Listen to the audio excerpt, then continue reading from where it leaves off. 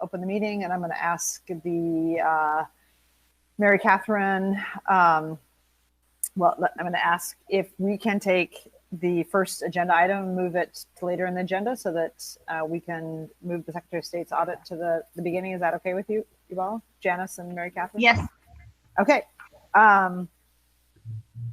Claire, I don't know if you have the ability to put up on the screen the audit document, or how would you like to do this? It might be useful to put up on the screen. So just for background, the Secretary of State's had an audit of PPS that they unveiled in January of 2019. Is that correct? Yes. Claire? January 2019. There is an implementation plan that we are working with. We have a template that has all the findings and recommendations and the action items. And Claire, on behalf of the district, has been coordinating the district response. There also are some board items which we can talk about after we have a discussion about the rest of the items. So Claire, I'll turn over to you. It might be useful to have I don't know if everybody has access to the document, that maybe put it up on the screen as we. So I'm wondering if Cara or Roseanne could do that, put up the scorecard up on the screen. And then what I'm going to do is Sean has he could speak to item number 17 and 19. And Luis, if you want to think about, thank you for joining us. We're just, I'm thinking that rather than going through the whole scorecard in order, because the two of you have a short window this evening before you have to go back to another meeting, what I'd like to do is get you to speak to your items in particular. And if you look at the email that I sent to you, Luis, you'll see the link to the scorecard there. As well as the original audit and the audit responses that we sent that were published in January of 19. But you will know just by the scorecard, because you're so involved in the work, you'll be able to pick up from there. So I'm going to start with Sean because he's prepared to speak to item number 17 and number 19. So I'm going to go out of order. I know some of you are used to linear things, but tonight we're going to be a little out of order. And I can go ahead and show that. Hold on just a moment. Great, thank you. Claire, I'm sorry, it's actually 19 and 20, not 17. Sorry. Okay, 19 and 20. 19 and 20 are the ones. Now you're really trying to get me on linear. Yeah. So if we would start with item number 19, and then that is on target, but I would like for Sean to tell us the latest and greatest of what we're doing in that area. Yeah. So got larger. Yeah, and I'll read the kind of the narrative. So good evening, everyone. Sean Berg, Chief of Schools. Recommendation 19 was really to prioritize the development and stability of effective principals by providing incentives and additional support, particularly our high poverty schools, including reducing turnover of principal supervisors, stabilizing district leadership, improving collaboration between principals and central administrators, improving hiring practices, streamlining initiatives, and increasing collaboration between central office departments. So there's this is actually a mix of departments involved in this, but I'll just tell you kind of the highlights of what we're doing. So we have changed the structure of the supervision for, particularly in this case, CSI schools. They all report to one assistant, or rather, area senior director, and they are participating in very targeted professional development with our partnership with the University of Virginia. That is school turnaround work. So they have begun that training this past summer, and they'll be participating in that. This is a research-based turnaround work. Many districts in the country partner with UVA, and so this principal supervisor as well as the principals have gone through, have begun the training, and then their school teams are getting targeted professional development based on data that we have for this. In terms of the retention and incentives for principals, we are about to be engaged with successor bargaining, and so we'll be looking at some different things for those group of schools, for CSI schools. In terms of principals, though, the selection process we use to staff those buildings is, we're looking for certain characteristics in people, preferably people with turnaround experience. So a couple of them that are currently in those schools have had turnaround experience in other school districts. And then we'll be gearing the future selection process will be based on the competency-based model based on these UVA principles that they are, that the schools are going through now. This is the highlight of those. And then the coordination of central office departments and those schools. I just had a meeting today with PAPSA leaders, and we did talk about for those particular schools about assigning a central point of contact from each of the major divisions. So I'll be talking to the chiefs about this for those CSI schools, so they have fewer people to deal with. We have some things set aside for them in HR in terms of teacher recruitment. They have more targeted recruitment efforts to all those schools because they are harder to staff in many cases. So we are working on this, the improvement of these schools from many different angles, and so it kind of crosses over. There's HR work that's done. There's business and operations, and there's Office of School Performance, Office of Teaching and Learning. Any questions about 19? Yeah, I have a question. I asked this knowing that we have a lot of new leaders in the central office, so I want to acknowledge that. But I would ask, what would PPS consider as evidence of successfully, retaining or reducing turnover of principals and principal supervisors? Would that be we have stability for X number of years, or if the leadership changes, it's because of an intentional strategy? And the reason, yeah. And have we targeted a specific set of schools? Is it the CSI schools?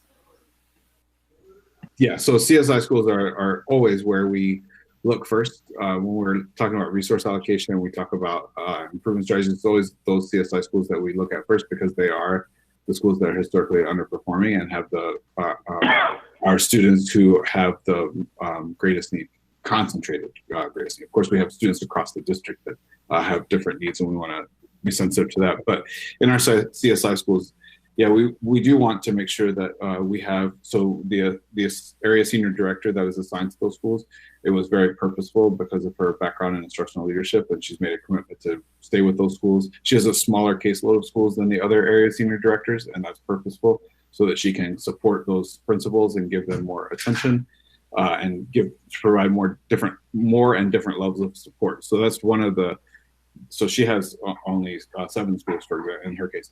So. Sorry. Sean, who are you referring to? Christie Lindholm. Okay. The area senior director for those schools. She has 7 schools. She has participated in intensive training herself with UVA before the principals did. So she got some front-loaded training for that, as well as the regional superintendent, Keely Simpson. So, in terms of, so that was a very targeted move for the supervision of those schools. In terms of the principals, we are trying to provide them more support because we know from just general research in the field of employee turnover, employees sometimes leave when they don't feel supported. So we want to make sure we're providing high levels of support to these schools so that they don't want to leave, so they want to stay and stay with the school. Sometimes, and that's also, it goes into the whole identification of the right person for the right school. Because turnaround school work is very different than some principals could be very successful in a school that is not high poverty and high need, and they just can't, it's not necessarily transferable skills. So you look for the characteristics in the principal is what we're looking for. So we've been fortunate that we have some very strong principals in our CSI schools, and that have come from other places that have had turnaround work. For example, the principal of Sitten was trained in DC Public Schools, and DC Public Schools has a long history of very strong principal training for turnaround. We also have somebody from Chicago Public Schools who worked in turnaround. So we have gotten some people from the outside that can share their expertise with our system and those unique challenges. So I don't think we haven't put like a year, like you need to be here this many years before we say it's a success, but that's our goal, is to keep people in the same position until the school improves to a degree that the systems are in place, because the leader can change once the systems are in place, is the theory. I have a quick question too, Dr. Bird. Thank you for that explanation, because I am trying to understand the system that, especially with the CSI schools, yep. And wondering if, in addition to the tracking that we're doing, the professional development, if we're also tracking net gain or net loss in our principles of color, yeah. That are, they're going to other neighboring districts, and yep. To the extent that we can encourage them to stay. Mm-hmm. Are we tracking that on a separate track? And I know you mentioned, Chicago and Washington, D.C., both, school districts that have high numbers of kids of color, particularly Black kids. So wondering how that will play out here in Portland. Yes, so we are, that is an area that we are paying close attention to in terms of both recruitment and retention. So, we have lost, as you mentioned, a number of people to surrounding districts. So when that happens, we are looking at ways to improve the support systems that we have for our leaders of color, and also the path for which, because one of the things that I've noticed since I've been here is we need to build a bench of our own people, so we're not always recruiting from the outside. So we have some programs in place for that. Aspiring Principals program is in place, and we have intentionally recruited leaders of color for that program. In fact, one of them is currently serving as an interim principal. So if we pulled her from that program, she's serving in that role. And then we also hired more leaders of color this year. But you could, hiring is just the first part of it. Then you have to do the part for retention. So what are the supports that we're putting in place to make that happen? That's an ongoing conversation we're having with the PAPSA group, which is the principals organization, and also with HR. Sharon and I have talked about some different kinds of strategies that we can use to make sure that employees feel supported at every level, so that they want to stay and continue to grow in the organization. So that's tied to the racial equity social justice framework that we have that's district-wide. And, I think, we've talked about this, the superintendent has talked about the theory of action of racial equity and social justice is not something over here on the side. We have to make that part of the fabric of the school district. And so creating those strategies throughout the work that we do will improve student achievement. It will improve employee retention. It will improve lots of things. So I think that's the work that we have ahead of us. But yeah, it's something we pay attention to. And then just one more final comment, and that's that I'm not sure if we do this or not. I would hope we do, but are we offering exit interviews to principals that are leaving as just a way to gather more data? I can't answer the question. It's kind of an HR. Yeah, that would be. I can't answer the question whether that's a formal process, but I do talk to every administrator that leaves. I do have a conversation with them about why they're leaving and what we could do better to retain them in the future since I've been here. And so I think you do gain a lot of information from those conversations. So thank you. Sorry. Those are great questions, Director DePass. One of the things that the board, in terms of the findings and recommendations that we're responding to, the sort of structure that we're putting in place, because this is likely what the Secretary of State's office will do when they do their sort of return visit, is like, what's the evidence to suggest that versus the activity. So for example, on number 19, I can imagine them looking at the data and saying, so you have, and I don't know if these are CSI schools, but you have Ockley Green, Harriet Tubman Middle School, and Roseway Heights, all three of those schools in the last 3 years having leadership changes. Mm-hmm. And again, those just, they may be the three outliers, but if you look at all the CSI schools, I think we'll be looking for the evidence, and I think the Secretary of State will, of what are those CSI schools are, and recognizing that there may be changes that we want to make, or we think this person's ready for the next step in their career pipeline. But what does the data show in terms of, are we actually retaining the principles we want? Again, that's a very important phase. The principles in those CSI schools on a sustained basis. And if somebody leaves, is it because it was an intentional strategy, either a move up or a lateral move, or a level move? Mm-hmm. But I think that's what we'll be looking for, is like, in the answer to 19 is like, in addition to all the things you're doing, like, what does the actual evidence show of whether like we've had no change in the principal supervisors, or here's our longer term plan. We think for somebody to make a turn around a school, or to provide stability, it's a 4 to 5 year stint. That's our theory of action. Mm-hmm. But it would be good to have more detail, and I feel like that's what the Secretary of State is also going to be asking for. And I don't know if we're looking at it in that way. Yeah, I think some of the things that we have put in place this year, we will be able to then point to say, these are the systems we put in place. So, it's not, the principle is a critical part of it, but it's also about making sure the systems are in place in the school community, so that if there's a change in leadership, there are teacher leaders that are still making sure that work is happening. And so I think, yes, we will be able to go into more depth as this moves along, and these systems are put in place. And by the way, these are just in some ways systems that all schools should have in place. Good communication skills, good strong teacher collaboration and planning. So some of these are kind of system-wide strategies that we're using, and then some of them were very specific for CSI, for school turnaround. So it's a combination of those things, and we would be able to be more detailed about that as we see evidence of implementation. Great. Welcome, Superintendent Guerrero. Glad you could join us today. Good evening, everybody. And it looks like you're on a line item here that's very much my cup of tea. I think of the visitors that we had from the Secretary of State's, when you understand the research around conditions to transform and turn around schools and improve outcomes, it's a whole litany of things.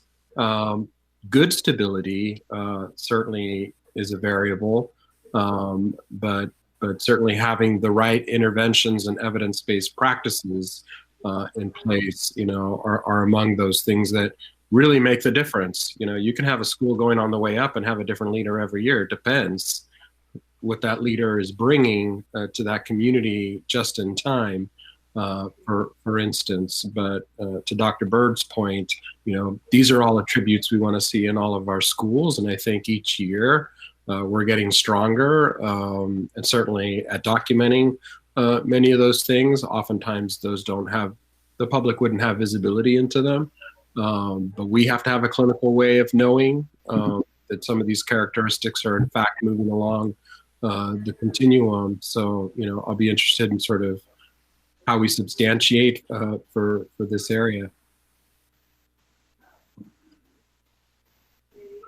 Thank you. Okay, so I think then we want to have... I actually had a question. Okay, Sorry. okay, go ahead. I'm wondering, so this recommendation lists quite a few supports, and I'm wondering if your departments have taken action on all of them, some of them, and like which ones haven't we taken action on? Are you talking about the whole list, or are you talking No, just about 19. 19, okay. So I would say that, hold on, sorry, I lost my place. So into the next one. I would say we've taken action on several of them, including the UVA partnership, improving collaboration between principals and central administrators. That's something that's in process. The streamlining of initiatives, that's really the UVA partnership. So that has definitely begun, and then a lot of it is around the partnership work and reducing the number of principals that principal supervisor works with. So as I said before, Most area senior directors have between 12 and 14 schools. She has 7, so she has that was as part of the recommendation to make sure they have adequate support. So some of them are, many of them are in process, and some of them you'll see evidence of them as we go along. We'll have some data to produce to show evidence of implementation. Okay, and then kind of bouncing off that, above it says that 62% of principal respondents felt thrown under the bus, and 79% were concerned with retaliation from the district office. I'm just wondering how this culture of, I guess, fear of the district office has been addressed. I don't have the same document you have, but that was above when it was describing why this recommendation was made.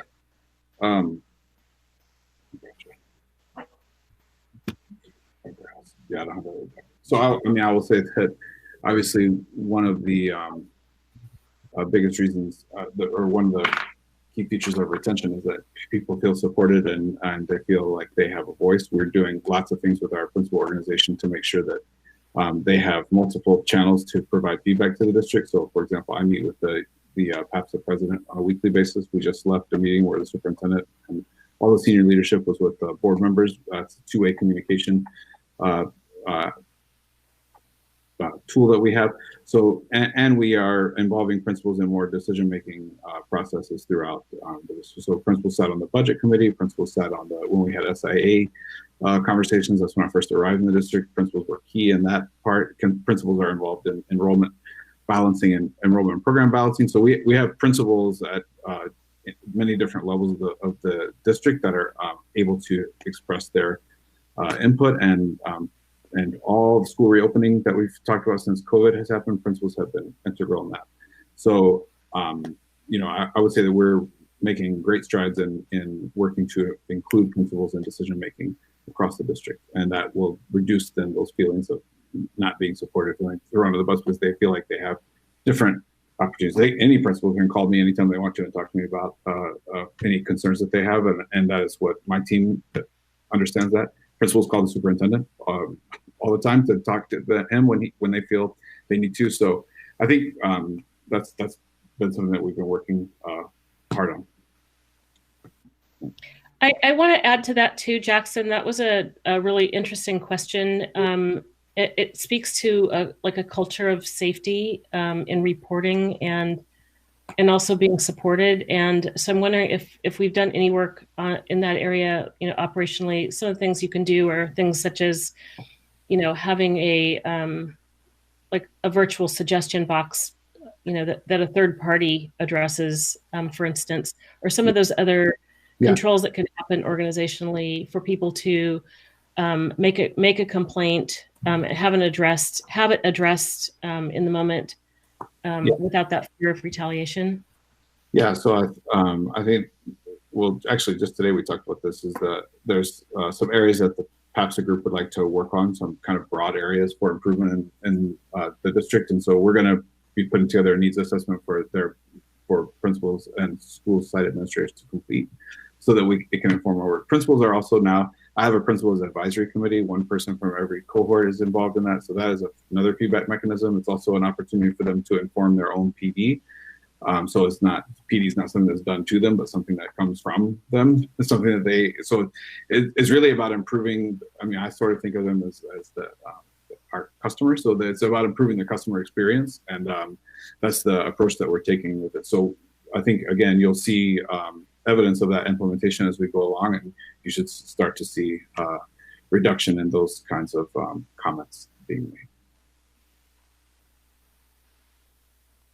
But we'll have some needs assessment data to answer. We'll have some, so that will be rather shortly. We'll have that.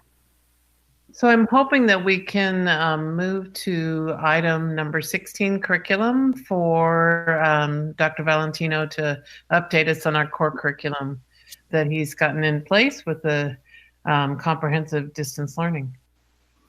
So hi, good evening, every board member, superintendent. So this particular one is one that continues to evolve, and in many ways it evolved because we have been better at identifying where our challenges are in terms of curriculum development and guidance and support for our teachers and our side leaders.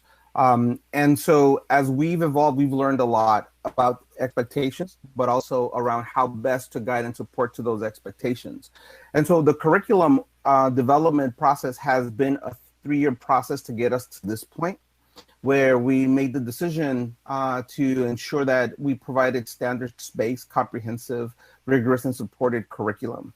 And so one of the learnings at the time was how outdated a lot of our resources were. And because of your support, we've been able to continuously improve on that. And so we're hoping to continue to do that. But part of that then required that we align to current practices that outdated curriculum, for example, in math and science, that is quite ancient. And so through the professional development process, we were able to provide support to teachers on standards-based instruction, but also on the scope and sequence that we were putting in place for every grade, so that what was taught was consistent across the district, that the practices that they applied were consistent across the district, and the resources they used were common across, and we considered them the foundation to teaching and learning. Part of the culture has been to provide flexibility so that teachers and schools could better meet the local context, and so they can always enhance and have always had the opportunity to also improve upon the content that is available, that the district has procured for the instructional program. And so the scope and sequence then has led to the development of units and lessons. And so that 3-year process has really caused us to pivot, though, as of March, because we have moved to online to virtual. What that did, it really threw us for a loop in March, as you can imagine, on how we were going to provide access to teachers and students with content that was actually designed for in-person practice. And so we had to readjust by reviewing the scope and sequence, and then looking at how the curriculum we have would be adjusted to align with any shifts that we needed to make, knowing that their day was going to be different, their week was going to be adjusted because of the number of hours that they were going to be in practice. And so we then, as we moved into the summer, we really needed to think about how we were going to adjust in a more permanent way how comprehensive distance learning was going to look for our teachers and our students. And so part of the curriculum implementation has taken a shift, and in many cases we have paused because there was a little bit more learning we needed. And one of the learnings was, how are we going to ensure that the publishers we work with will have or will be able to pivot in a more virtual environment this year? Because while we are in full virtual, possibly till November, December, when we move into hybrid, there is still going to be that need for curriculum that is flexible enough to work both in the in-person environment and in the digital space. And so what we've done in that is we are working with our publishers as we identify and learn more about the direction that we're headed, that we are beginning to provide more resources that are more student-centered, that students can navigate, so that when they are working independently, they have access to additional tools. And so the digital backpack has grown extensively. So we have more than 50 resources available that can be used by both the teacher and the student across all disciplines, including visual and performing arts, physical education. And so in addition to the core content areas, there are other areas where we have identified applications and platforms that give students greater access to self-directed learning when needed, so that when teachers make assignments visible to students, the students are then able to take those and integrate some of the tools that we have made available to them that previously were not. So as you can imagine, that has required extensive professional development, especially for our newer teachers coming in, but also our more experienced teachers who didn't spend a great deal of time working with the technology.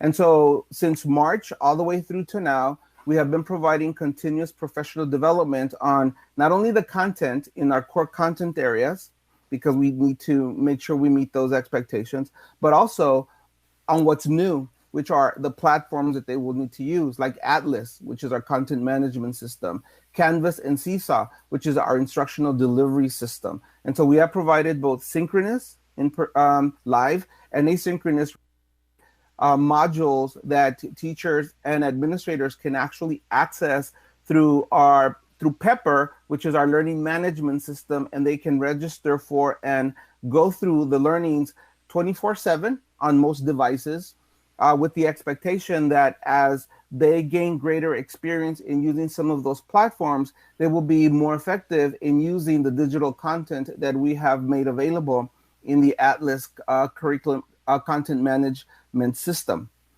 At the same time, as I said, we are working to identify is, for example, as all of you know, math is a priority in the way that you've described even your own goals, the way that math shows up, but also the way foundational skills show up have needed a reworking, because the way that we're accessing that content for teachers and for students is different now. It's different now. And so we really need to ensure that whatever resources we move forward actually have the possibility of working in both environments, like I said earlier. And so the professional development will very quickly begin to move to not only how to teach in a digital environment, but how do we teach in a hybrid environment. And so we're learning a lot from those districts that are actually right now doing hybrid. And so the larger districts like Houston, Florida, and others that actually can provide us some insight on how to think about some of these things that we're thinking about when we're thinking about curriculum, when we're thinking about teaching practices and learning tasks, but also how are we going to make sure that we are able to monitor for progress and growth in this kind of environment, which you can imagine is quite challenging, so that we are able to better align the support for teachers and the content that we make available, not only for good first instruction, but also for the intervention. And a lot of it right now will be digital, and later it will be in both platforms. And so that's where we are. So I'll take any questions. Any questions from committee members or others? I have one question. Go ahead, Parker. I was wondering if there were any subjects that have been identified as particularly sort of difficult in lending themselves to either a mixed model or a virtual model, and what sort of special attention things like, I guess, visual or performing arts have been given. Well, that is actually, you identified one of those subject areas, right? The performing arts. The digital arts has not been that difficult. The visual arts has not been that difficult either. But when it comes to dance, for example, when it comes to music, in particular instruments, that has become some of the challenge. Physical education is one that is a big challenge. And also because also just our structure in how those specials come into the core work, just navigating a schedule, right? Navigating access. So those are two examples. The other one that is huge is science at the high school level. So you can imagine, Parker, if you're doing a lab, all of a sudden, and you're in a biology class, and you're doing life science, how exactly are you going to carry out some of those labs? And so we're working through that right now. There are applications and platforms that simulate. So we do have, and we are working to provide simulated experiences, but it's not the same thing. And so as Sean and HR work through agreements with our bargaining units and with our labor partners, what are the possibilities of teachers accessing so that either the labs can be recorded and then students have access to them, and so that would be one. The other area is CTE, right? Mm-hmm. Some of them are very difficult to auto body, auto mechanics, right? Those are all challenging, and so those are very particular areas that we're going to need to pay attention to, because in many school districts, they're not even going to go there because it is more complex. But I think if we don't go there, then we're creating a built-in inequity on how we're providing access to certain groups of students who are participating in certain programs. And so we are going to be working. We were really working, Parker, on establishing what the core was going to be, and we're getting there, and then building out all of the areas that you identified and the ones that I was sharing with you, because those are a critical part of the program. If you're in a CT program or an IB program, there are certain expectations from the program itself, and that you as a student have in being able to meet certain outcomes. And you can meet those outcomes if you don't have access to certain learning opportunities. And so, again, part of our learning is what is not going to be working well in a digital environment, that we're going to figure out alternatives to that, because that can only go so far. And we're hoping that sooner rather than later, we're able to resolve some of those by the way that we give students access to those learning experiences. Great question. Thank you, Parker. Yeah, thank you. And just sort of a follow-up question to that. You mentioned things like CTE, and coming from Benson, I know exactly what you're talking about. Is there a specialized professional development for CTE teachers or for other teachers in subjects and in areas that you mentioned previously? In what is general are practices in teaching in a digital environment. Specific to CTE, we are working through those because, as you know those particular apps and applications that you use in CTE, many of them are subscriptions. They're not purchases. And so we're working to navigate those, because now that everyone is in virtual, the cost all of a sudden has gone above $500,000 to ensure that we continue to provide that we continue to provide that access to both teachers and students. For the teacher, it is the professional development piece of that. For the student, is access to the curriculum that goes with whatever pathway they're working within. And so working with our providers, our partners, we're working to identify how best to access that for our teachers as part of their very specialized professional development need, and for the students who are participating in that pathway. All right, thank you. Along with adopting new curriculum, have you guys developed a scope and sequence for along with these curriculums?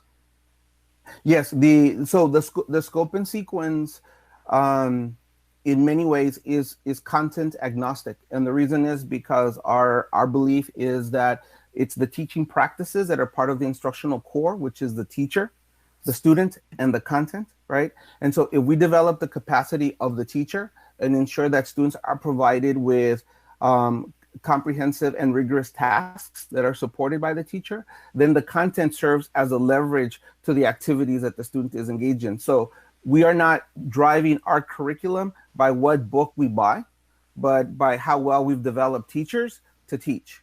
And so we teach to standards. And so the scope and sequence is based on the Oregon content standards in language arts, math, science, social studies, even dance.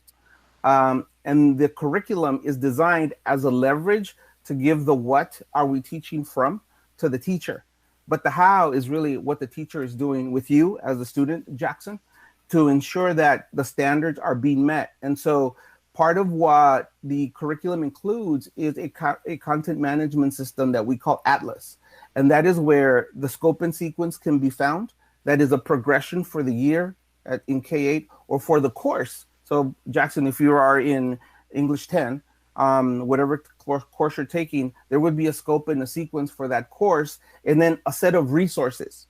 And it could be a textbook, it could be a novel, right? But all of those resources support you in getting from point A to point B, which is the end of the course. And inside of that, opportunities for you to engage in the learning.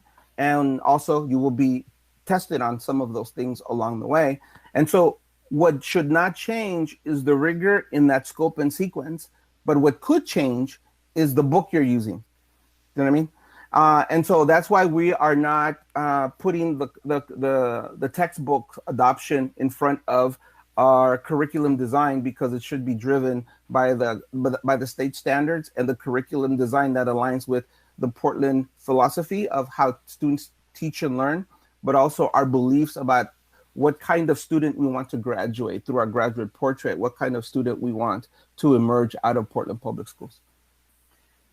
So Luis, I have a question. Yes. About, so I believe under the board section is that we're supposed to ensure that the district has deployed a common curriculum across the schools. Yes. Would the evidence that you would be providing, would it be what's in the Atlas system? And then what would be your evidence that, like, this is, so if it's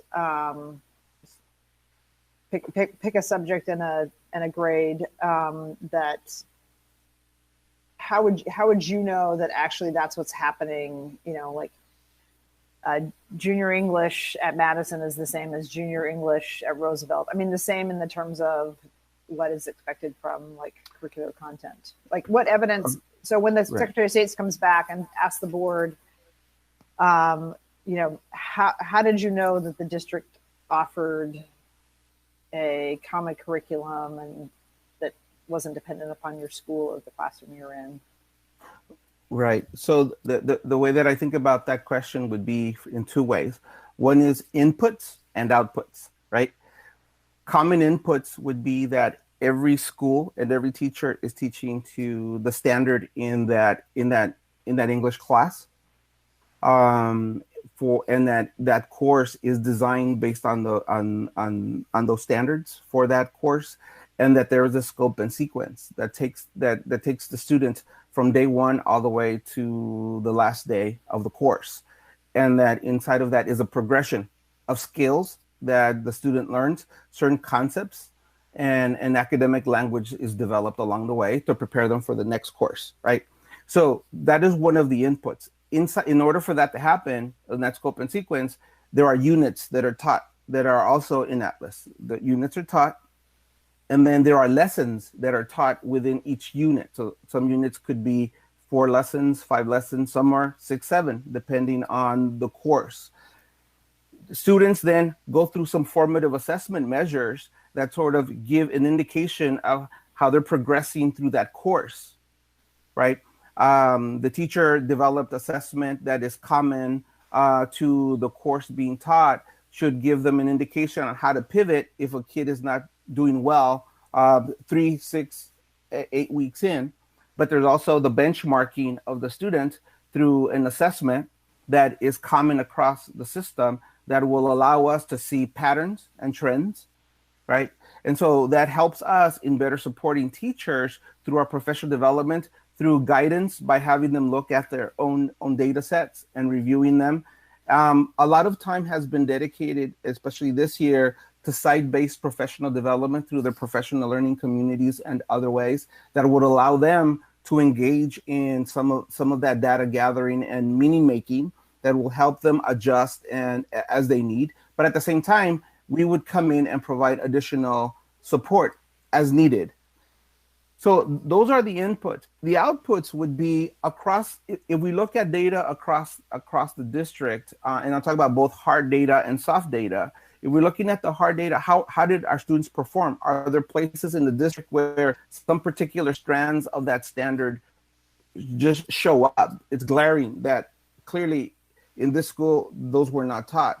Or that consistently, there is a problem consistently, then that's on us to say we did not do an effective job of either presenting these particular concepts within those standards for teachers to use, or we need to make sure that that becomes part of the next course, not this course, because it doesn't really align, and that's why students were having problems during the assessment. But in a more formative way, it's important to get feedback when teachers are talking about they implemented this particular unit, or at the end of this course, what I realized was, right? So we need to have both for hard data and the more the feedback data in a more formative way that gives us a sense of how did students perform based on what those expectations were. But clearly, we can't really normalize that until we agree as a school district that we're all going to implement consistently and comprehensively the scope and sequence, because it's standards based, and that we're going to apply the lessons because they were inside of a unit that aligns with the scope and sequence. Great, thank you. You're welcome. Deputy Superintendent Hertz, I just want to be cognizant of the time. I don't know what you wanted to cover. So I am fine. We've gone in depth in a couple of areas, and I'm fine with stopping there. And but I'm also fine, if there's a certain areas that you would like to ask questions about. But I am cognizant that we're past our amount of time for this topic.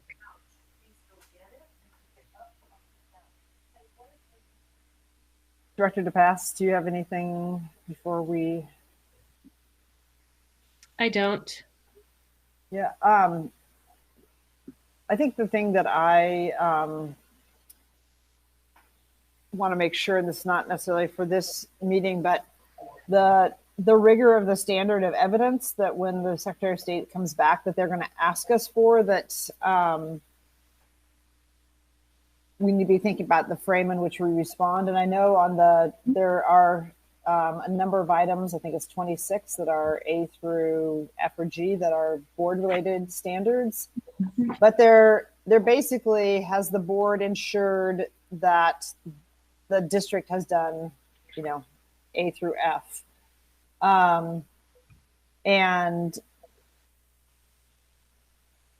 it's not a conversation for the audit committee. It's more of a conversation for the full board. So I'm hoping that gets scheduled soon. But I think part of that, just from the district staff standpoint, is that almost all of them, there's a codependency of the board's answer, except for the policy ones, which are really sort of more in the board's wheelhouse. But most of the rest of them has the board ensured X. And I don't know if whoever has control of the screen can move down just to the very last item. I think it's 26. Yeah. I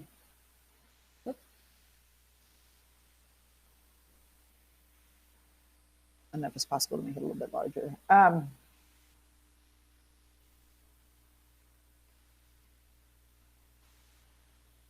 We're getting better and better at this. I have sympathy every day for the teachers.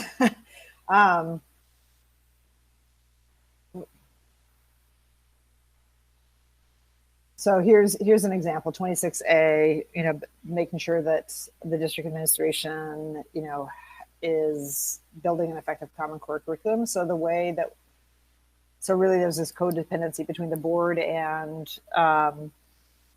staff and sort of the board. What evidence is been supplied to the board that we can say check? And again, many of them link to items that are the district ones, and just knowing that at a certain point, the Secretary of State, they were going to come back this spring, but coming back later, that document with evidence, we should be making sure that we have that locked down. But again, that's a full board responsibility versus just an audit committee. So hopefully that discussion is going to happen sooner rather than later. Anything else, Claire, that you want to share, or Superintendent Guerrero, before we move off of this topic? I don't have anything else. Thank you. I would only add, I think it is important to make sure that we substantiate some progress. It does talk about we've prioritized key steps. I think clearly over the last 3 years, we've taken a lot of important steps to start to remediate for a decade of not focusing in these areas. So I think, as you heard, Dr. Valentina, who could give a 5-day seminar on this, talk about sort of all the ways that we're trying to build that academic muscle and core in the district. And another key way is continuing to prioritize investments in these key areas, which is why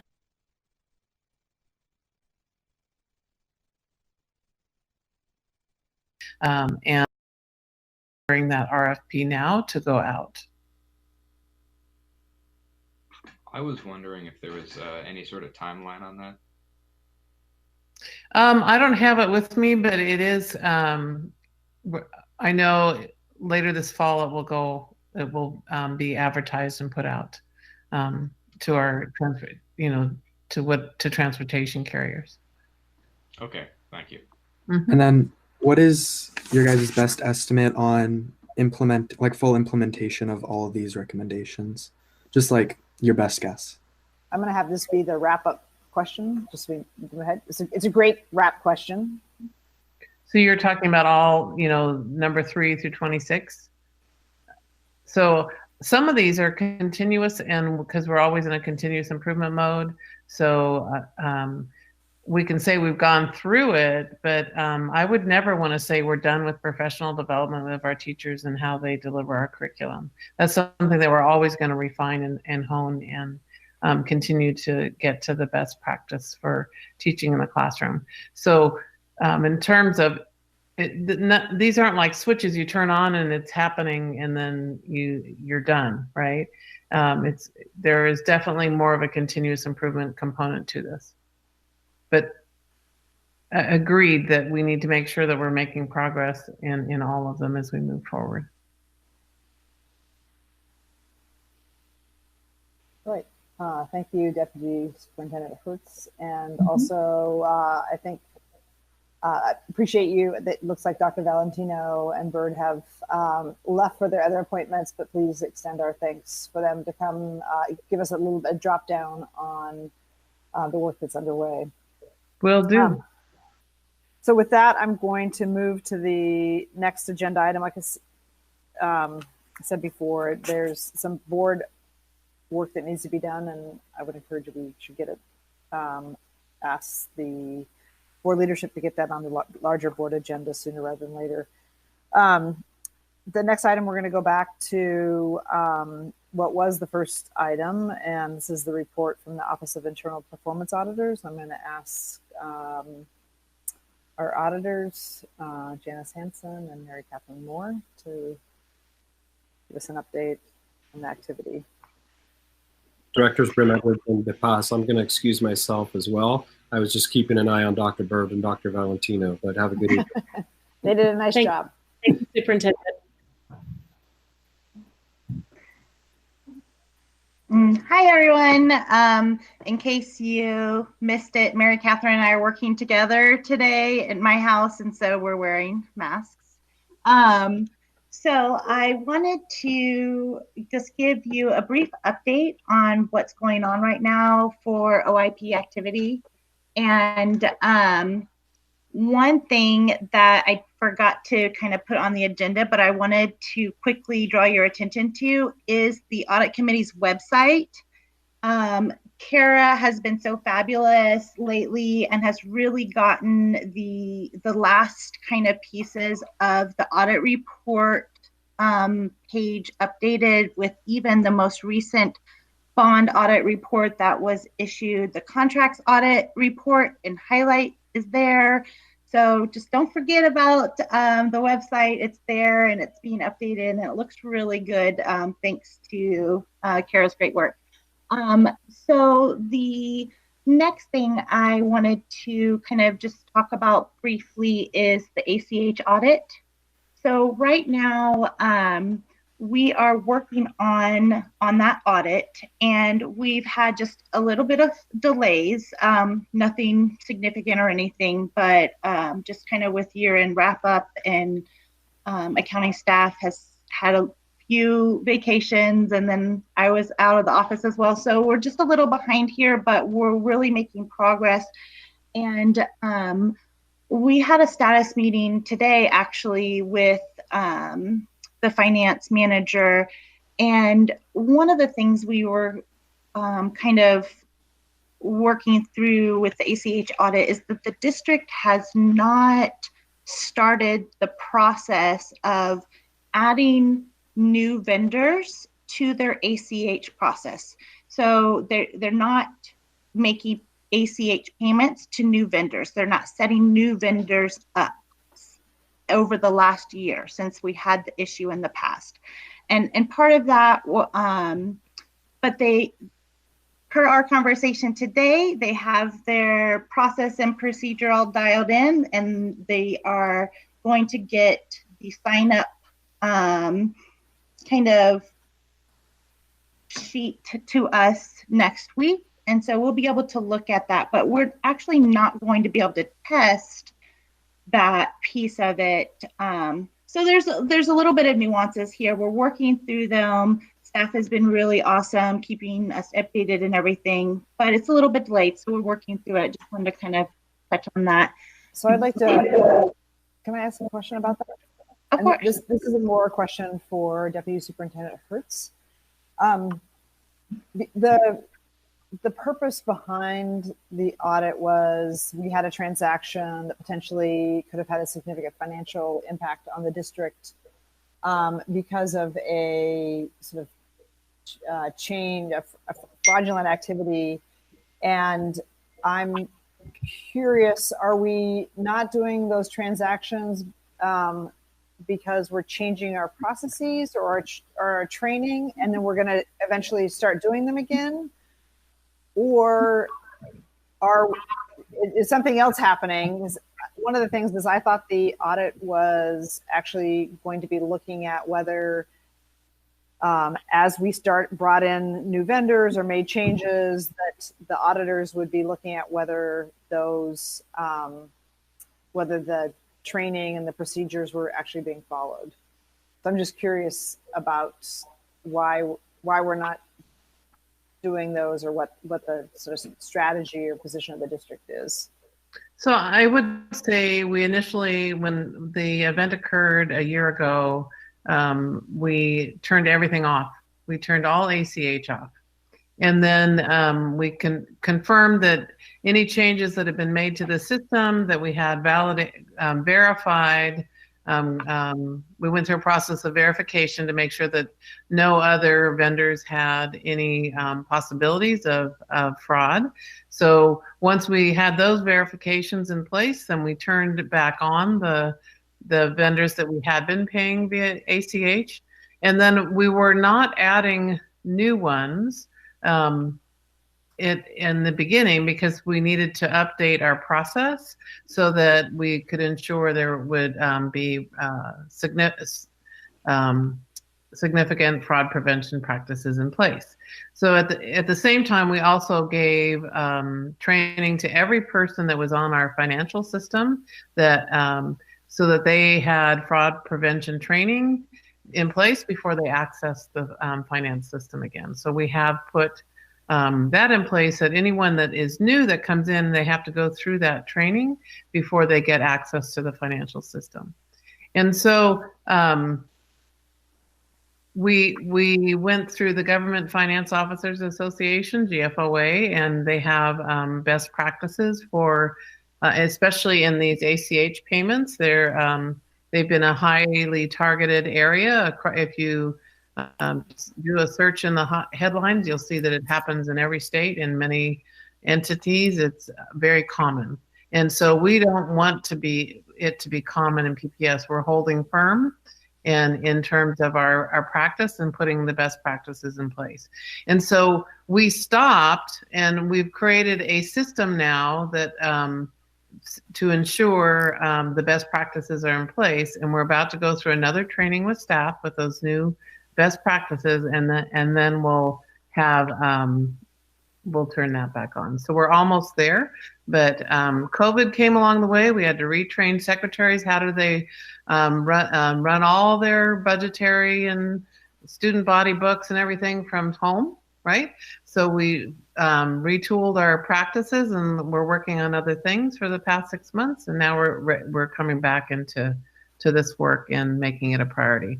We were still paying all vendors. It wasn't harming anyone from getting paid. It just was a service we weren't ready to complete that upgrade and process until we had, we needed to make sure we were serving all of our schools during this time, serving them well.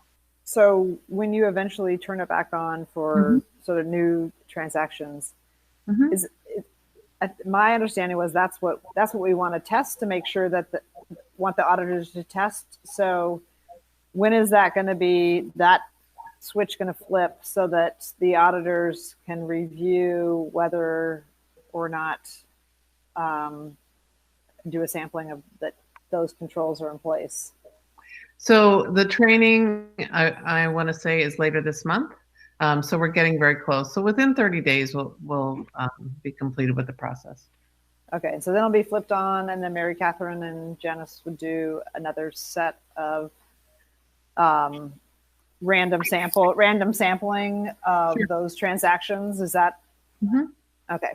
Great. So just to clarify, we'll have everything else done for the ACH. In this last piece that we just talked to Tracy with today, and she's getting it to us next week, was just the enrollment form that they made updates to. So she's just finalizing it. She said she's ready. It's really ready now, and she'll send that over. So we'll be able to have everything else done. And then once they flip that on, you know, we actually have to get a couple vendors sign up and go through the process in order for us to have some transactions to actually test. So it's not going to be an immediate, just because they turn it on, then we have to, there's going to be a little bit of lag time because some vendors are going to sign up for it. So it's not going to be a perfect time-wise, but what we are planning to do is do everything other than just that tiny testing piece. We'll look at all their controls, we'll look at their forms, the way they're planning to process it, and then be done with that piece of it. And then once we actually have some vendors sign up, we'll come back later and kind of do that last piece of the testing. Great, thank you. All right, awesome. So in the meantime, we are also working on the P-Card audit, and we are making progress. We reached out and we're gathering the background information about all the trainings related to P-Card, and talking to some of the district administration staff about their processes and procedures, kind of the early phases of the planning. And we're kind of working on that, you know, at the same time we're working on the ACH audit. So when we're waiting on something for the ACH audit, we're filling our time with the P-Card audit. The next item on my discussion topic is the risk assessment and proposed audit plan. And so this is something that we've been working on over the summer, and I was hoping to get it done by September, but not done yet. So many risks around the district, but I am planning to, so I have kind of a rough list, and I'm need to vet that list with district management. So I talked to Claire in one of our, status meetings. So I'm going to provide management with kind of my draft and get some feedback on that, and then hopefully be ready to bring that draft proposal to the audit committee in our next meeting in October. The last item that I have is related to performance measures for the Office of Internal Performance Audit.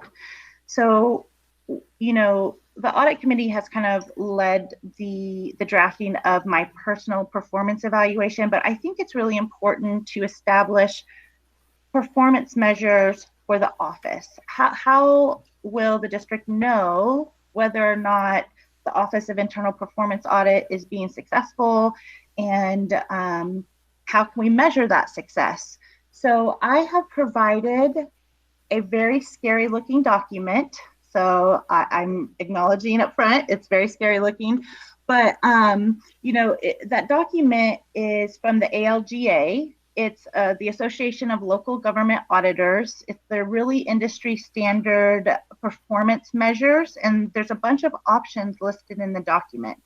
So Kara circulated that document as an Excel document.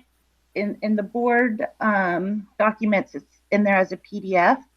So this is just my first bringing it to the committee and saying, hey, these are the performance measures that I'd like to kind of work through.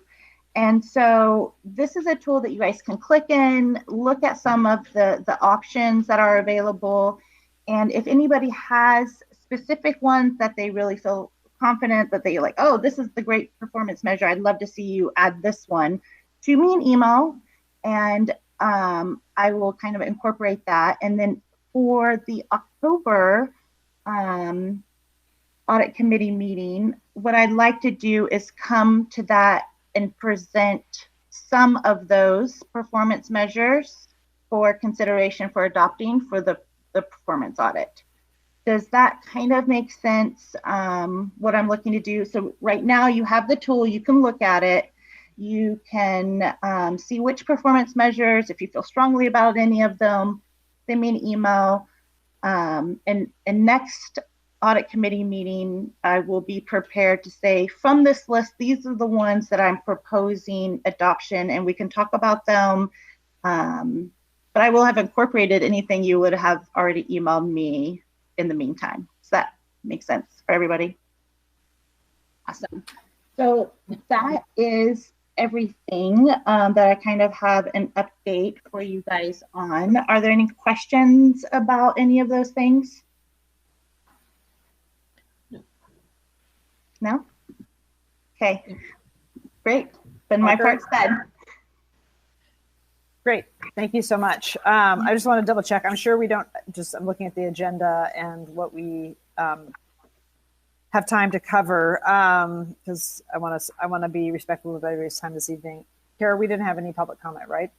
So we don't have to allow for that. Great, thanks. So I'd like, if it's possible, Kara, to pull up the committee work plan, draft work plan. Roseanne, do you have that, or do you want me to do it? Or Roseanne. I can do it. Just give me a second. I was going to say I could do it as well. I have it up.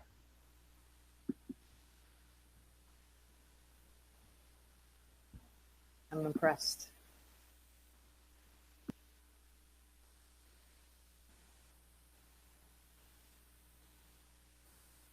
So just as a funny note, while she's looking for that, earlier today, Mary Catherine had her face mask on, and then she went to go drink some water like this. It was so, and we were Skyping with some other district staff at the same time, and they were on mute, but they like, all of a sudden they just started cracking up laughing, and I didn't know what they were on mute. And then anyways, it was really funny that Mary Catherine was trying to drink through her face screen today.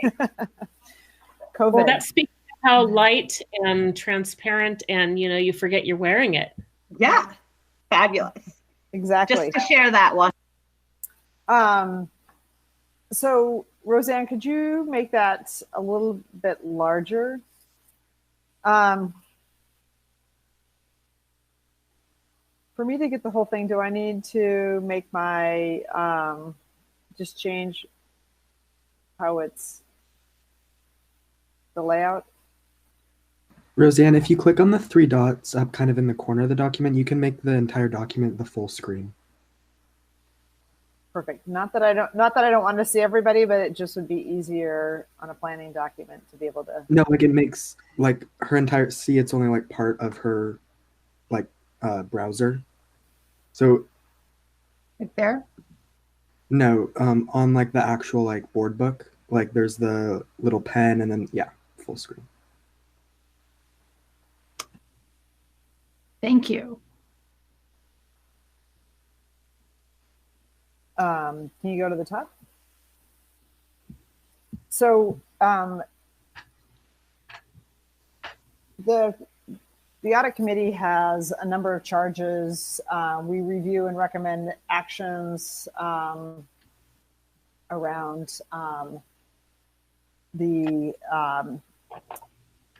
district's comprehensive annual financial report, the CAFR, and the audit of the district expenditures and federal awards.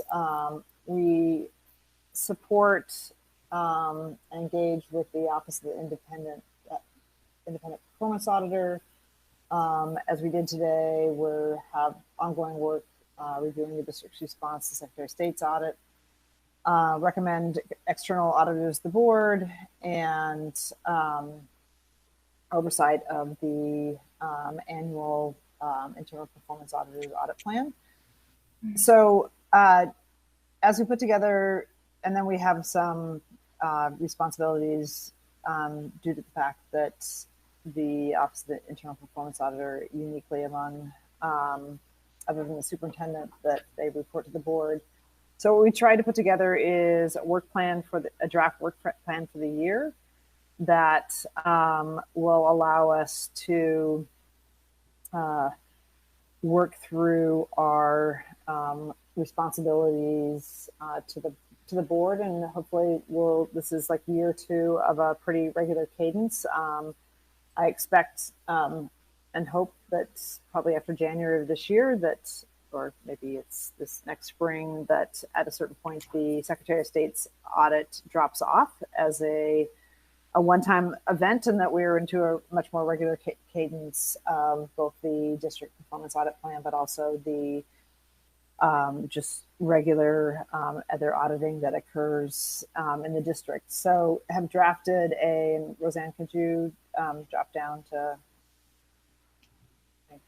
So I have put in created like a month-by-month committee calendar. We don't meet every month, but to try and give everybody insight into the super exciting auditing calendar we have. Sorry, no offense, Mary Catherine and Janice.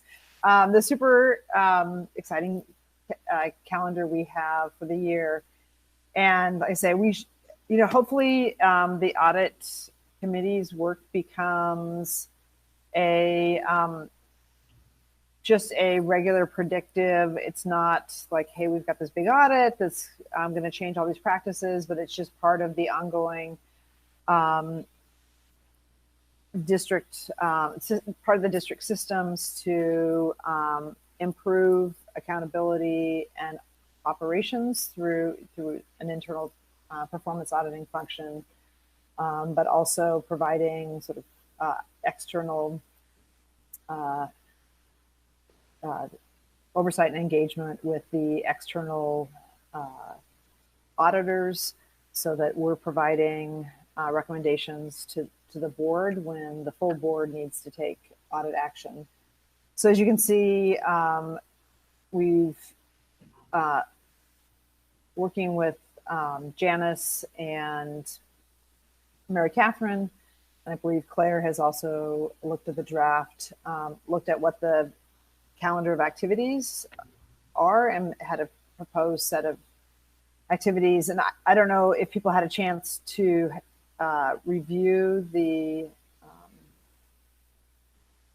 proposed plan, or if people have additions or questions. One question I had today was how we overlay, because we don't yet have an audit plan, how we would overlay when that would come back to, things would come back to the board. So at a certain point in time, I think in November, you can see that there would be the presentation of the audit plan to the full board. That would be a recommendation from this committee. But at a certain point in time, we'd want to layer in the proposed audits, and when both that they would be the topics introduced, but then also when they come back and the audit findings and recommendations come to the committee.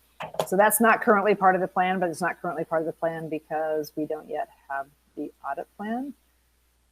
And Michelle, I'm going to look to you to see if there's anything from last year that,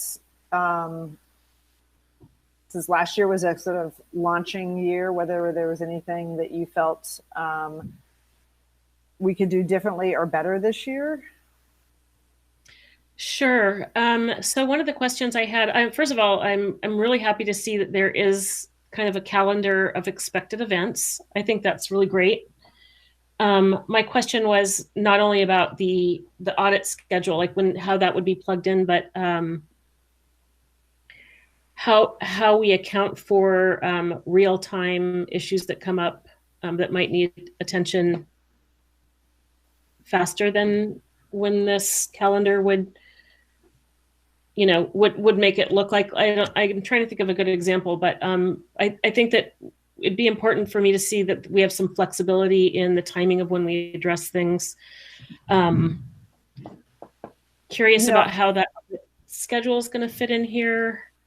And then also just kind of noticing the cadence of our meetings and wanting to have a discussion about, how often we're meeting and. Yeah, so that's a great question on the flexibility. And I think we have the ability to create our own flex. So for example, and either Claire, Mary Catherine, or Janice correct me, but we were scheduled to have the P-Card audit as second in line after the contracts audit. Mm-hmm. And when the issue with the ACH transaction came up, that Claire asked if there could be this sort of quicker audit inserted into the schedule, and so those were changed in the order. And I think we should have flexibility, and it could be it's a conversation of the committee members, and certainly we'd want to get the input of staff on the level of importance in terms of anything that may come up and sort of the existing work that we have. We should never be so inflexible that it's like, hey, we're not going to do that to a point in time in which a small risk has become a huge risk. Mm-hmm. Mm-hmm. Yeah, and that was actually a perfect example of our flexibility in addressing. I mean, that was very important to address as quickly as possible, the ACH procedures. And it looks like we're not meeting every single month. And so I wanted to, I don't know that we have that necessarily in our discussion tonight, but I think that'd be something great to work out. Yeah, I think it was roughly, and Kara, correct me if I'm wrong, it's roughly every 6 weeks. But there were some just holidays and other things that we had to work around. So it's not exactly that. Is that a correct description, Kara, of how we landed on these set of dates? Yes. That's a yes. And, I think one of the things that we should just be clear is if we have a meeting scheduled and either an audit isn't ready or we don't have an urgency in the meeting, I think we can make that call that we don't need to meet. From my thinking, last year we had quarterly meetings, but then we added some other meetings in when we had presentation times. And it seems like quarterly wasn't enough, especially in a year in which we had gone to the voters to ask for a local option. We were getting a significant infusion of money in through the Student Success Act. And then the sort of issues related to the 2017 bond, that it was important for there to be more regular engagement with the external auditors. In addition, and again, I want to sort of repeat what Janice said at the very beginning about the really great work that Kara has done in working with Janice and Mary Catherine on the webpage. I think there is so much information now about auditing on the district webpage. Again, part of it was standing it up, finding the right cadence, but we don't need to have meetings if there's not an urgency, but it seemed like quarterly wasn't enough. And then if it wasn't often enough and we had to schedule a separate meeting, it was too hard to then try and find time on calendars when other committees' schedules and other district business had set. So yeah, and I think it's great. I also, I'm concerned that we sometimes we have really big topics that require some discussion, and so it would be important to see those spaced out, so we're not having 4-hour meetings. Well, this is one that's going to end in 4 minutes. So one of the things I'm going to try and do is I think an hour and a half or 90 minutes is more than adequate. We should be able to get our work done. So that's the other commitment is like, we're not going to have 2 hour or, one's meetings that go over. So we should be able to get our work done within the time period, and work that if we don't complete all the work during the time period, I think we can do written reports out.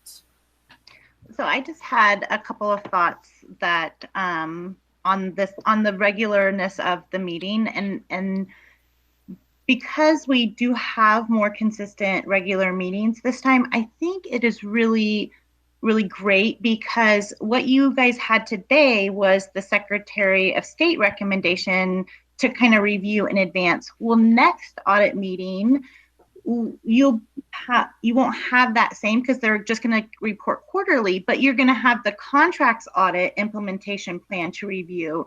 And some of these things that audit committee members have to review are very content heavy. So if you were to get a report like what the district provided today, as far as the update from the Secretary of State's audit report, in combination with the contracts audit implementation plan, all in the same meeting, I think that would just be really overwhelming. So the idea of having the meetings a little bit more regularly breaks out some of those content heavy topics, so they're not all in the same meeting. And then also, like what Julia pointed out, we don't have the audit plan yet, but because we're meeting so regularly now, once that plan is in place and the audit report is ready, instead of needing to do a special meeting, as long as there's another meeting within a couple weeks, we will present at that meeting. So it makes it a little bit timely, and probably not going to be a need to have a special meeting, depending on the timing. So just some thoughts. Parker and Jackson. Yeah, I just had a quick question. Last year on the audit committee plan, you included like oversight of implementation of the 2017 bond audit. Are we going to keep doing that? So this is a discussion that Claire and I, of course, we had our meeting last week in which the audit presentation was made to the joint committees. In the past, prior to 2017, those all went to the Bond Accountability Committee, which is not a committee of the board. It is a committee of community members that also have some professional expertise. I don't know if you all have, either Jackson or Parker, you have participated in one of their meetings. I have a point of view that because the board refers bonds to the community for adoption, that there's an expectation then that we're also, the board and district leadership, accountable for the expenditure of those funds. So I feel strongly that there's a component that the board should be the recipient of the performance audit, and the audit committee is the natural place to have that happen. Claire has raised a good point that the BAC has done that in the past, and one of the things that I think we could do this year, I think we demonstrated last week, we can bring two committees together. I don't think there's any reason why we just can't have the two committees and the BAC, one presentation on at least the sort of formal audit, and then we'll also get sort of the ongoing implementation updates. But I do feel like there, especially with what happened in 2017 with the cost estimates, that there's an expectation that we can't point to the Bond Accountability Committee as like, hey, they're accountable if things are implemented or not, but there's the accountability is within the district, both the board and the staff. And so the long answer to your question is I think we should bring together both our external committee, but also the board audit committee and the school improvement bond committee as the place where we receive that. And I think there's a way to do it so that it's not, you know, they're having to present to a whole bunch of different committees. And is that a quarterly report or a yearly report? Well, we just got the yearly report. They do annual reports, and they, I don't know, Claire, if you want to speak to what the past practice has been. So the audit comes annually, and the district responds, and then later on, usually there's more of a check-in around implementation of the practices. And it has not always been the same every year. I can say that, but it usually because some of the improvements that we're requesting, there's a cycle, especially in construction work, where that you put out when your projects are happening over the summer. You're putting your design work happens at one point, and then you're actually putting out the bid or the RFP, request for proposal, is in a different time frame. So there's only certain times of the year that you can check in to see if the improvements have been made. So it's not something that you're going to check monthly. It's more of an annual process to check in on the implementation of the improvements. Yeah, I could say, I think, you know, thanks to all the work that's happened with the website, I do think there's a high, if somebody's interested, there's lots of information that's organized in a very logical way that's transparent and available. And I really appreciate all the work that's both OSM and the board office has done to get that uploaded, because I think that's a huge process improvement. And again, I think over time, as we become more efficient, that a lot of the say quarterly updates or whatever the updates are can be easily uploaded and distributed, and less of a sort of a, you know, an onerous process for staff to report in, or it seems like it's not done on a regular basis to the broader community. So I think we're in a much better place, so that we're very transparent in what has been audit, what the audit has said, what the findings are, the recommendations, the implementation, and the progress to implementation, which is exactly sort of the continuous improvement cycle we should have. Anything else? I want to be cognizant of the time and the promise to end on time. We just had one more item, and that's at the very bottom of our agenda about seeking a committee member. I would really like to, and you know, we've got someone, Kari Guy is leaving the committee, and so we have an opening on the audit committee. I would really personally love to see some diverse representation on the committee. And to that end, I see that the attachment is kind of a little couple paragraphs, Roseanne, with people responding to you that are interested. I want to just let everybody know I've connected with the Multnomah County auditor and the auditor's office of the city of Portland, asking them to forward some names of diverse candidates that are interested. You know what? If everybody can bear with us for just 2 more minutes. Roseanne or Kara, could you bring up that 2-paragraph document? Because that is, that's a holdover from 2 years ago when we recruited and had an opening on the committee. And I was looking at it today, and I'm interested in input from everybody on the current description of what it is we need, because we, so one of the things about losing Kari that will be hard, since she's been a longtime member of the committee, is she brings a lot of auditing experience, which has been great for, I think, well, it's been super helpful for me. It's been good for Mary Catherine and Janice. So we're going to lose that on the committee itself. So we don't have any auditors per se. We have people who are interested in auditing, but not auditors. So losing Kari, and like this actually has, I think, a bias towards individuals who have auditing backgrounds. And the question is, see the second to last sentence, if you have auditing experience and would like to apply. So the question is, do we want to make that more of a, it's great if you have auditing experience, but we also would, but that's not a requirement because it may filter out other candidates for the community members who aren't auditors. And so how important is that?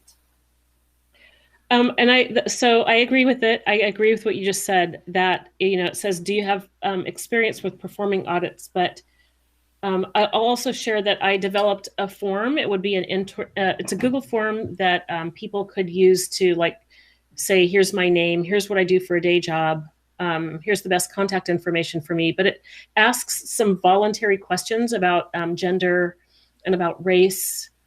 I don't have it up in front of me, but I think that using that form is going to hopefully signal to people that those things matter. Not that anybody cares, but I think that we want to be able to say that, at least in this committee, we've operationalized racial equity. We know who's made up of who the members are. We know their gender pronouns. You know, we know that they're diverse candidates in whatever dimension that takes. And if we don't ask, then we have no way of knowing. I've been really impressed with some of our local nonprofit boards that say our board is made up of, you know, we have 2 members of LGBT community. We've got 1 person identifies as transgender, 2 people African American, 1 Asian Pacific Islander, 2 Native Americans, 1 single mother. And again, it's not that anybody cares, but I think that we can, at least in this committee, model best practices for being inclusive and reporting out on it.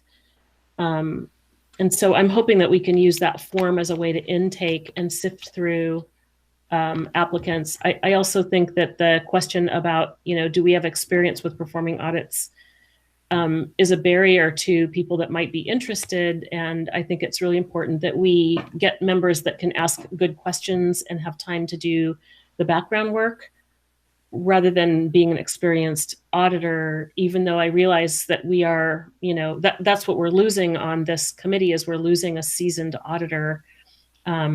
But I'd like to keep our minds open to, you know, younger, browner skinned, you know, just a more diverse candidate pool.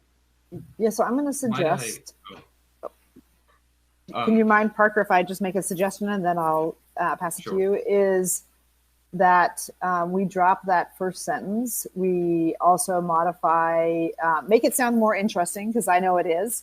It's a little bit dry.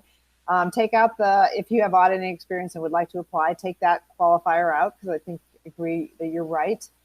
And then also marry it with that intake form, Michelle.